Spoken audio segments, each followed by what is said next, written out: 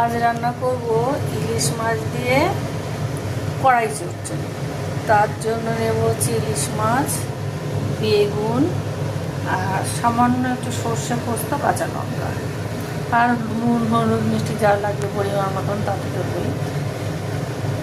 এইটা দিয়ে আজকে রান্না করব।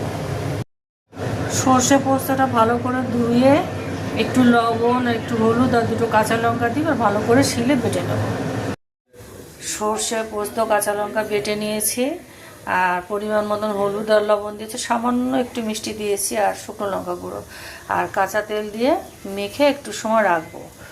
রেখে তারপরে বসিয়ে দেবো রান্নাটা। দেখো এইভাবে মাখতে হবে, কত সুন্দর হয়ে দেখেছো কালারটা মাখাতেই। এবার একটু সময় রেখে দেবো, তারপরে বসিয়ে দেবো রান্নাটা। সব কিছু দিয়ে মাছটা দিয়ে মেখে ওই কড়ার মধ্যে সাজিয়ে গ্যাস জ্বালিয়ে দিয়েছি। এবার ঢাকা দিয়ে রেখে দেবো।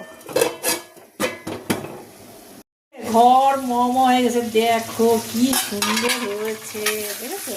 দেখো একটু উল্টে দিই, যেহেতু কড়াইতে আছে একটু উল্টে দিই, সুবিধে আছে আমার একটু কড়াতে দেওয়ার জন্য। মানে এত সুন্দর গন্ধ বলে বোঝাতে পারবো না।